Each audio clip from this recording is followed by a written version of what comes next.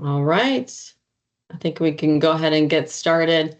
Hi, everyone. Thanks for joining our webinar today. My name is Kathy Hayeski. I'm the Microsoft Licensing Practice Director at CloudServus. I've been working in the Microsoft licensing industry since 2007 in various roles, both partners and customers in different segments. We also have our sales director, Cameron, joining us today. For those of you who don't know who CloudServus is, we're a fast-growing Microsoft solution partner and Microsoft CSP. We're based in Austin, Texas, and we help our customers with everything Microsoft, from services such as tenant mergers and migrations to helping them roll out identity solutions. We also work on Microsoft licensing cost optimization as well as Azure services. We are a Microsoft CSP partner. We're a direct partner, and we just recently became approved to be an Azure Expert MSP. So our customers are able to procure both Microsoft 365 licenses through us, as well as Azure services. So in today's webinar, what Cameron and I are going to be covering are all of the changes that are coming to the Microsoft Enterprise Agreement in November of this year. We're also going to be talking about who is going to be impacted, why we think Microsoft is making these changes, what current Microsoft EA customers can do to prepare, and also what alternative solutions are available to current EA customers at their renewal.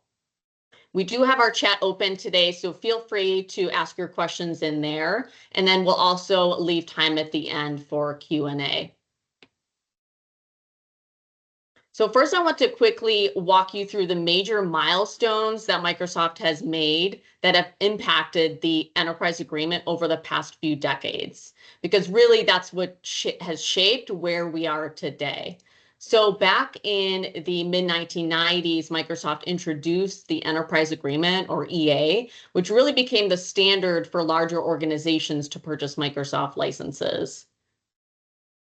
In 2015, Microsoft launched the Cloud Solution Provider, or CSP program.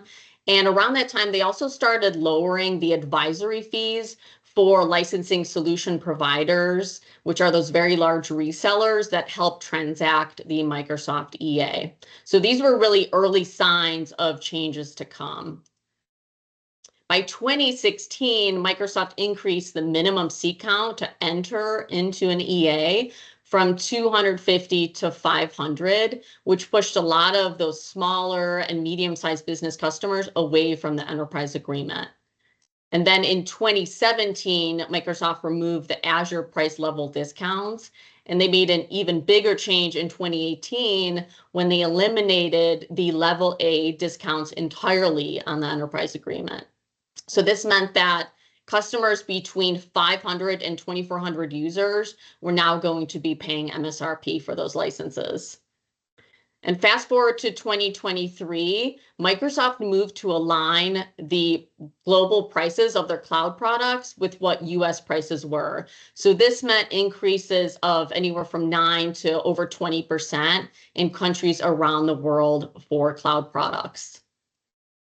And now in 2025, Microsoft is set to eliminate level B through D discounts, which essentially ends EA pricing advantages. So these EA price level discounts that have really been the foundation of the EA for the past 30 years are now going away.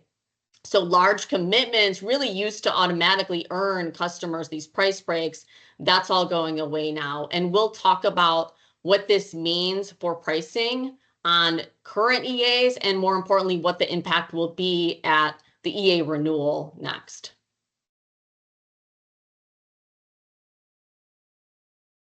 Okay, so now let's get into the meat of this webinar, which is what the upcoming changes to the Microsoft Enterprise Agreement will be. So Microsoft announced that on November 1st of this year, they will be ending volume-based discounts for online services on both their EA and MPSA programs. So essentially, all customers buying online services on their EA are now going to be paying one consistent price, which would be the same as if they were to buy those products from Microsoft directly, so MSRP price. And just to give you an idea of how large the potential impact could be at renewal, let's say you're a level B EA customer, you have 3,000 users, you're licensing all of your users with M365 E5. The MSRP on M365 E5 is $57 per user per month. Post renewal, you would be paying about $123,000 more per year. So over 3 years, that equates to roughly $370,000 more than you were paying prior to this change. So this really has a significant impact on the organization's budget. And as far as when customers will be affected, so this change won't just affect the Microsoft EA at your renewal. It's also going to affect any new online services that are purchased on your EA after October 31st of this year. If you are purchasing an online service that it's not price locked on your customer price sheet or CPS, you will pay full list price for it. So let's say you're a level B EA customer and you're used to getting your 6% volume-based discount. You have your users licensed for E3 and you want to add a new online service. Let's use Power BI Premium as an example. Let's say you want to add that for a subset of your users. Chances are Power BI Premium is not on your EA customer price sheet today. So that means you're going to be paying full list price for those Power BI Premium licenses. And as far as who's impacted, so these changes apply to Microsoft Online Services. So all of your Microsoft 365 suites, Dynamics 365, as well as Windows 365, any security compliance and identity and management products as well. So while it is true that perpetual software prices won't be affected, so think Windows Server and SQL Server, those won't be affected. Really, online services is what makes up a majority of Microsoft EA spend these days. And another thing to note here is if you're a US federal, state, or local government customer or an education customer, you will be exempt from this change for the time being.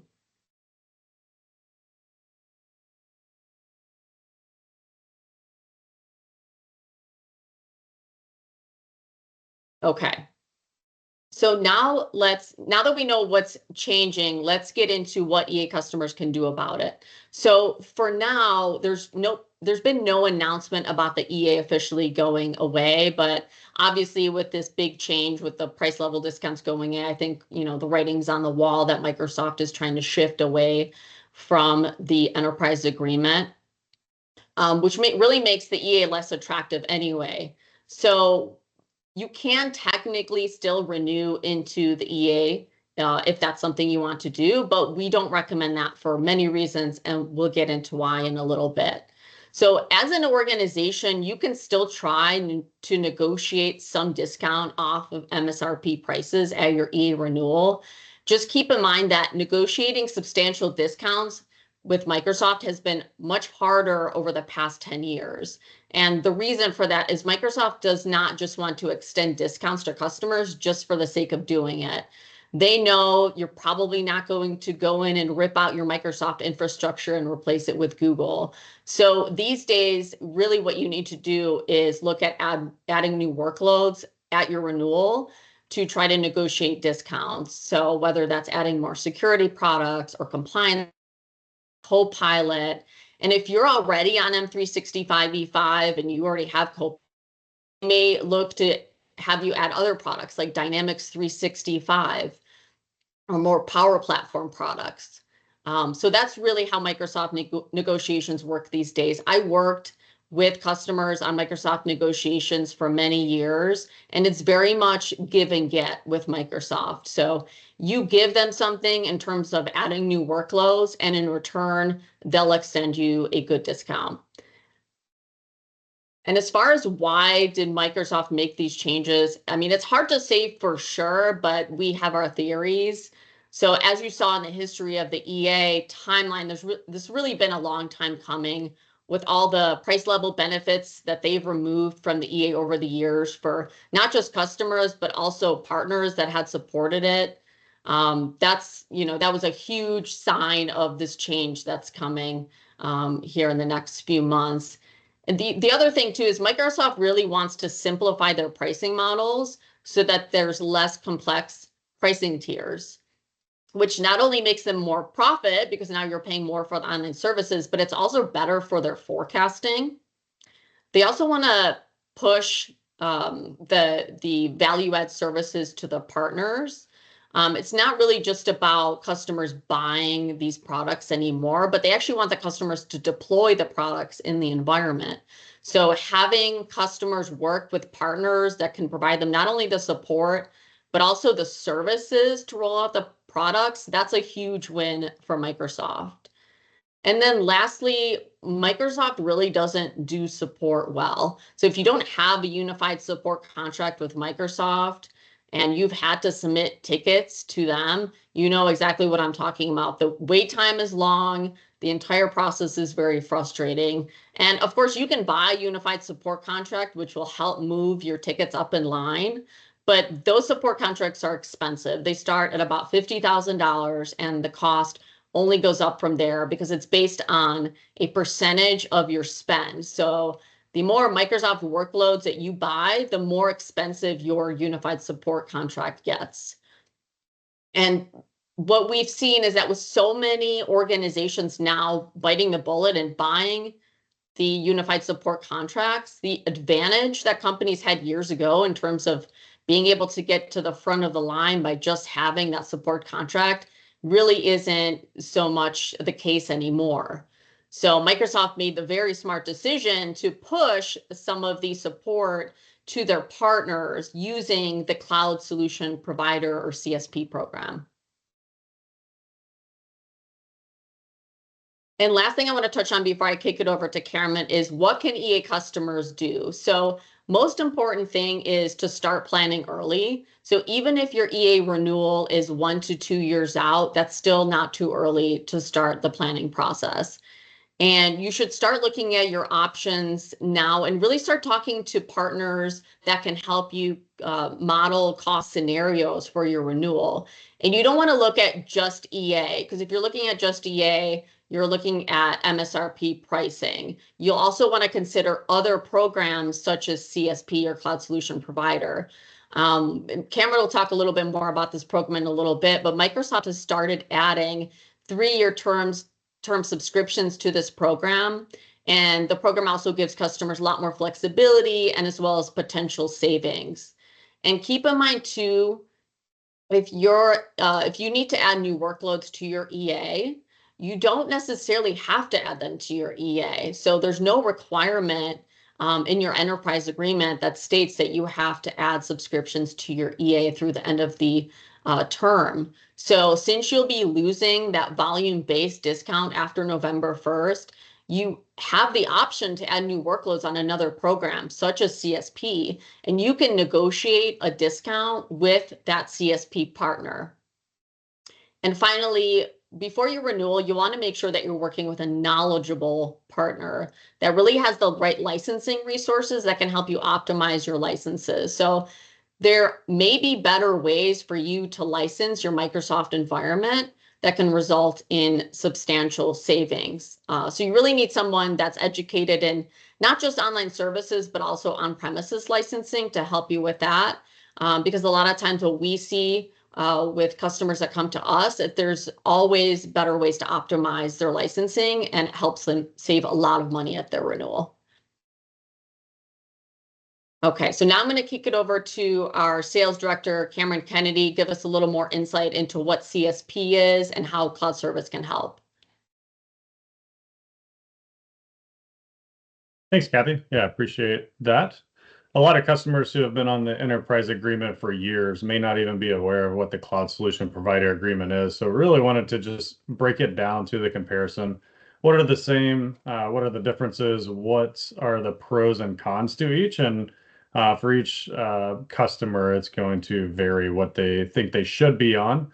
But with the cloud solution providers, you'll see it's a very partner-driven and support-driven model that will provide a lot more support for customers. So just to break down some of the differences here, the enterprise agreement, just looking at the customer size here, enterprise agreement starts around 500 users or devices.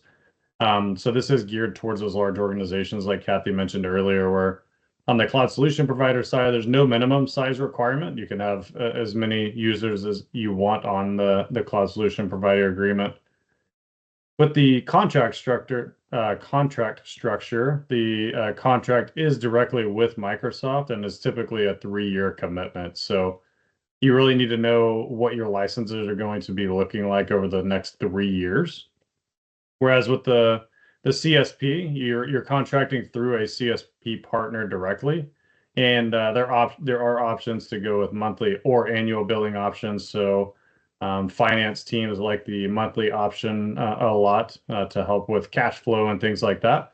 But it gives you a lot more flexibility on how you plan to pay your licensing, as it's probably one of the larger spend areas of your IT budget. The flexibility on the enterprise agreement, you do have a fixed commitment to the licenses for the entire 3-year contract term. So again, not as flexible, and you need to have a good foresight of what your business needs for the 3 years when you renew that. CSP customers can add licenses at any time and remove at the end of their term. So if you have a monthly term, you're able to reduce counts on your licenses monthly. So a lot of companies like that, so that they're able to maybe have contract workers, seasonal workers, or things like that. You can move up and down with your licenses very easily. Pricing, again, what we're talking about here today, there's always been volume-based discounts on the EA that will be going away on November 1st. And everything is going to be set in at the MSRP or retail pricing for all those licenses. And with the CSP, you're working directly with a partner that's going to be able to provide that discount for you.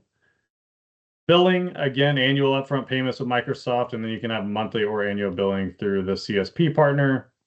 On the scope, there's on the EA, there's a broad range of products. So you can do cloud, on-premises, hybrid. There's no business plans available on the EA. But with the CSP agreement, you are primarily purchasing cloud services, so Microsoft 365 products, Azure, Dynamics, things like that. There are limited on-premises options. There's another contract to put those on to move to CSP. And there are business plans available on CSP. As far as the management and support piece for each of these, Kathy alluded to this earlier as well, but you do get basic support from Microsoft just like you do today. I'm sure everybody knows how that typically goes when you submit a ticket to Microsoft. And then if you want the increased support, you can go with a unified support contract. And a lot of times it sounds like that will be required moving forward in some cases. And definitely if you want that higher level support from Microsoft, you'll need the unified support contract, which can get costly. In the CSP model, the partner is actually the one providing the first line support and helping you with some of those value added services. So Microsoft really wants the partners to have a true long-term partnership in mind and really support the customers through the CSP model. Customization, you have standardized offerings with limited customization on EA. There's a lot more that you can do with CSP, bundling Microsoft services. You have some of the business plans available and things like that. Deployment, typically in an EA, you would need your own team or a separate partner outside of licensing to help you with deployments and some of these complex, large-scale projects that you're taking on. In the CSP space, the partner would often handle a deployment.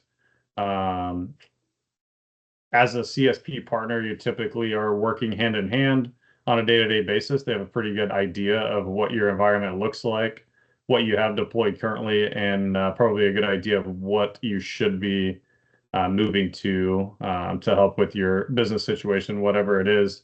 So a little bit more hands-on support and a lot more of a partnership versus a transactional relationship like you traditionally have on an EA. Commitment level, again, requires forecasting licenses needs for the entire 3-year term on an EA versus the CSP. You can kind of scale as needed, flexible commitment terms. Again, you can go monthly or annual. You can pay you monthly or annually, however you prefer to do that. And then the partner involvement is really the biggest differentiator here, I think, with the EA and the CSP. So on the EA agreement, your partners may assist with licensing support, but they are not required to provide any of that. So again, you are contracting directly with Microsoft. So the licensing partner itself is not tied to any requirements for support, and technical support is not provided. Whereas on the CSP partner is going to act as your first point of contact for licensing support. Will be your first line technical support on the licensing as well. So really trying to create a relationship that's more than transactional and be able to assist with all of those needs without you having to go directly to Microsoft, as they're not in the business of support and prefer to rely on partners to provide that in the CSP model. And because of that, really the partners really make the biggest difference when you're going with CSP. So choosing the right partner is going to be the biggest differentiator when you make the move to CSP, if that is what you choose to do after the enterprise agreement benefits are slowly waning here. But really it's critical because your partner is going to be the one that's directly influencing the efficiency and success of your Microsoft cloud. So unlike the EA, where customers are primarily dealing with Microsoft, in the CSP side, you're just going to have a partner that's going to be supporting you, creating value-added services, and helping you roadmap, take a look at all of your business stack and keeping an eye on your spend to make sure that you're only using so you're only spending what you need to and using everything that you have to maximize your investment in Microsoft. So a great partner is going to make sure that everything's aligned with your business needs. However, a poor choice could lead to ultimately inadequate support, which could drive higher costs and really just leave you out to fend for yourself. So choosing the right partner really does make the difference. And I'm not going to go through this in a lot of detail, but ultimately what a partner can do to make a difference is just simplified deployment and management of your Microsoft stacks. So being able to provide industry-specific expertise, customizing deployments, knowing your business inside and out, and being able to assist with anything that you need, maybe onboarding migrations, integrations with your systems, and really just helping reduce the burden that's on your internal team and being an extension of your team to provide value to the CSP contract. Again, as I alluded to earlier, it gives you access to expertise and guidance through the partner without having to engage another partner outside of licensing. So CSP partners typically provide strategic advice and technical expertise, again, with the end goal of maximizing your value within your Microsoft investment. They'll continue to align with your business goals, increasing productivity and helping you increase the efficiency within the Microsoft stack. Moving along to the cost optimization and competitive pricing. Again, CSP partners often provide competitive pricing. That's the goal here, and helping you optimize your cloud spend. So while the pricing is going to vary partner to partner, you're probably going to get different discounts or structures. You should be able to acquire a discount from a CSP partner and potentially even bundle services there to reduce costs compared with direct purchases, which are going to be at retail. So a great partner is going to look at your usage patterns and recommend any kind of cost savings, maybe additional services that you may be paying for elsewhere that are included in your licensing, and really just helping you effectively plan how you're going to deploy your cloud environment. Also, enhanced security and compliance. This is top of mind for most organizations. So most of your CSP partners should be including some type of security and compliance services that can help you meet any kind of regulatory or industry standards you may have, and help you just implement Microsoft security features in general with the Defender products and all of the new security and compliance products that Microsoft has, just to make sure that those are implemented and that you're using those and configured properly across all of your devices to make sure you're as secure and compliant as you can be within Microsoft.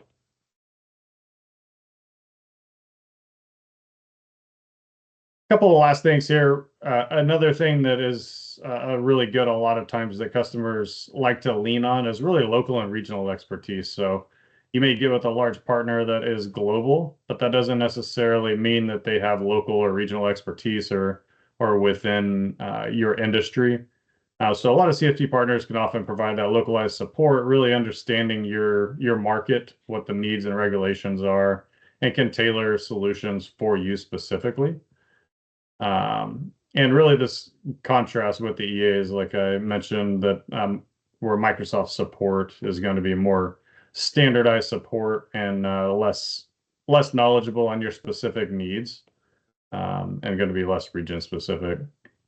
So ultimately, the long-term strategic partnership is what the goal is here for Microsoft and CSP partners. So the right CSP is going to act as a trusted advisor for you, really aligning all of the Microsoft solutions with your long-term business needs and making sure that those align and help you adopt those new features, technologies, displace any unneeded technologies, save you spend that way, make sure that you're only spending what you need to within Microsoft, and ultimately leveraging those tools to maximize your investment in Microsoft. So a strategic partner is also going to keep you updated on Microsoft's offerings. So for instance, right now with AI tools, everybody's trying to take a look at things like Copilot, Azure AI, things like that, just to make sure that you stay competitive in the landscape. And this does differ from a more traditional transactional relationship that may really only focus on the sales and not be too concerned with the deployment or ultimately helping your business maximize your investment. That's going to ultimately, yeah, miss the opportunity to drive innovation, efficiencies, and things like that. So just a couple of things on the next slide here of to keep in mind as you choose a partner. If you do think that Microsoft CSP Cloud Solution Provider Program is going to be the right route for you after the enterprise agreement. A couple of things here to look at is their industry expertise. Does your partner have experience in the sector that you work in specifically? Are you in healthcare?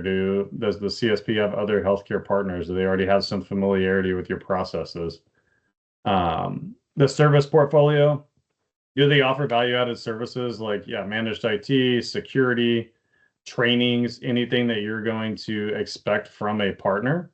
Whatever, you need to make sure that the services are provided if that's something that you would like to consolidate into one partner. Reputation and certification is a big one. Are they a Microsoft Solutions partner? Do they have advanced specializations in things like endpoint management, security, and things like that that you would like to rely on? Are they a Microsoft Azure expert MSP? Are they able to provide Azure services? Are you heavy in Azure? Are you really going to need somebody that has that recognized expertise from Microsoft? Support quality. This is pretty straightforward, but do they provide support, proactive monitoring, fast response time? Are they going to be able to get back to you quickly so that your business is not slowing down? So hopefully the partner is getting back to you quickly and solving your issues very quickly as well. And then scalability and flexibility. This is what you want to take a look at. With a partner, are they going to be able to adjust and scale as you grow?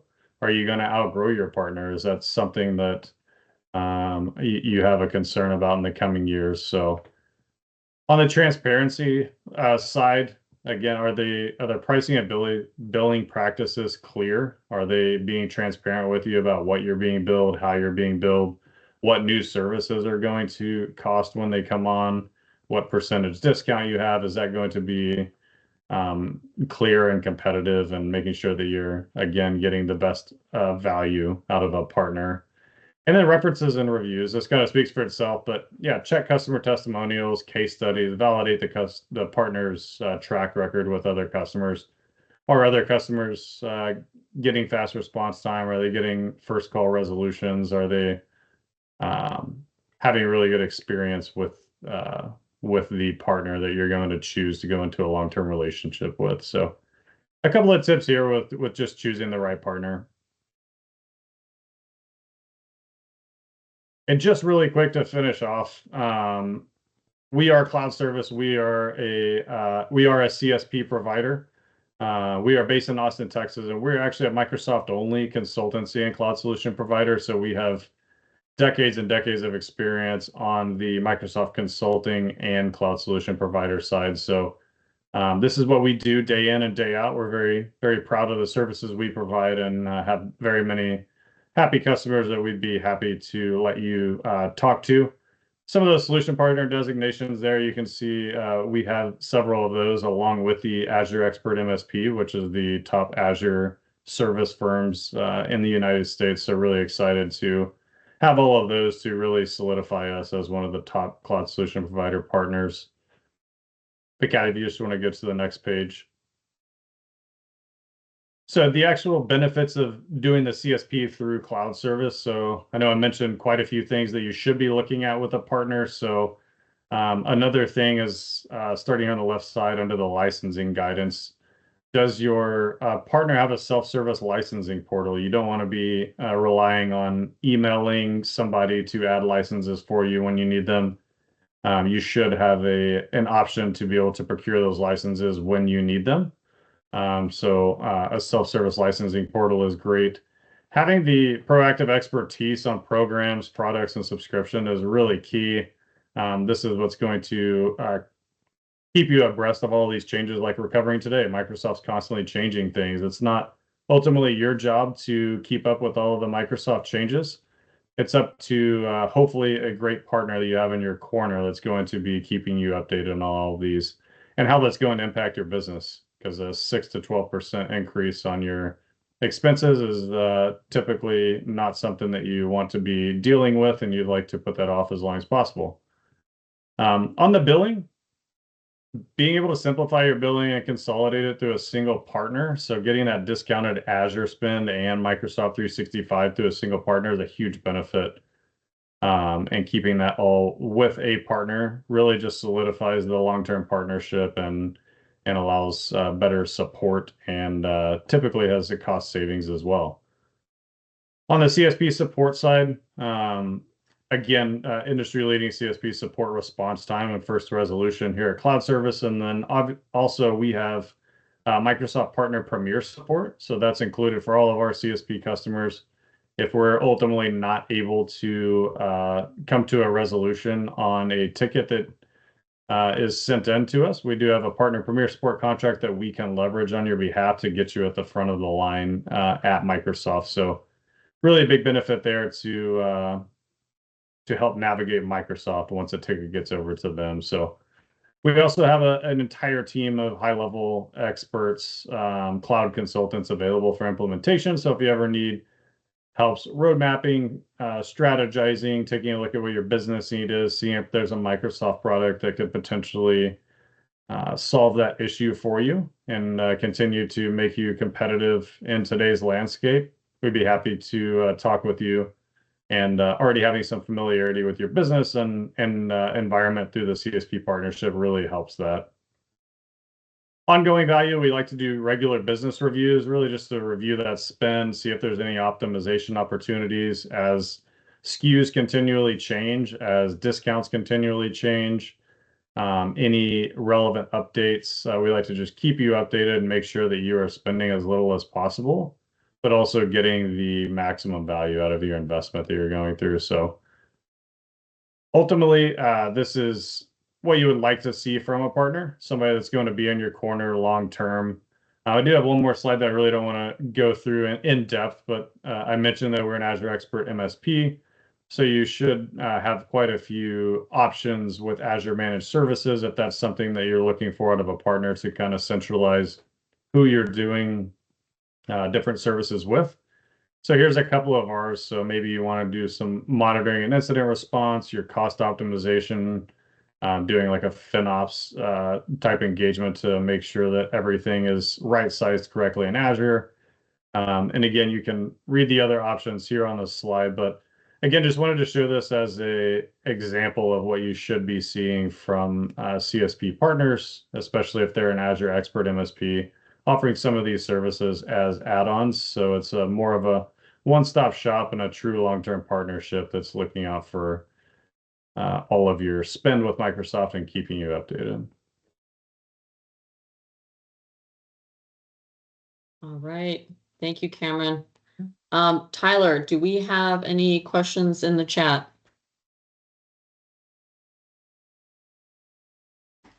Nope, nothing on my side. Okay, perfect. Well, Cameron and I will stay on for a few more minutes. Leave time for some Q&A. If anyone wants to hang on and ask questions, we're happy to answer any questions.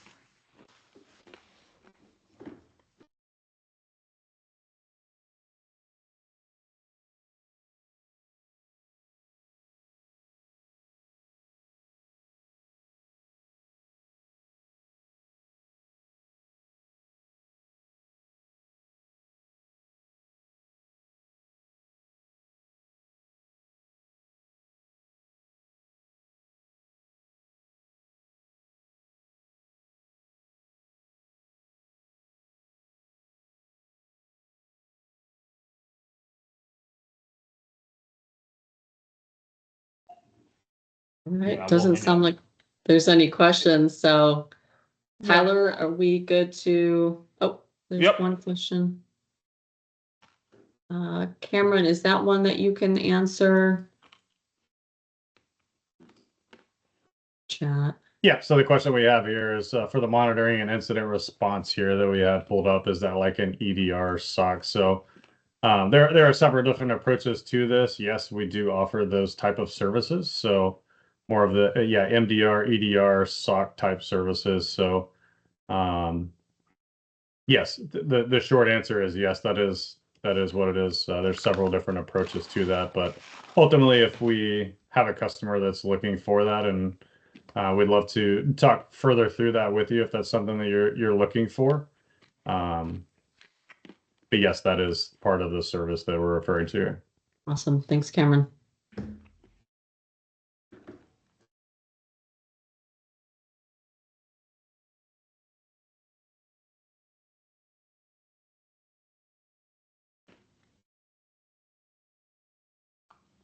All right.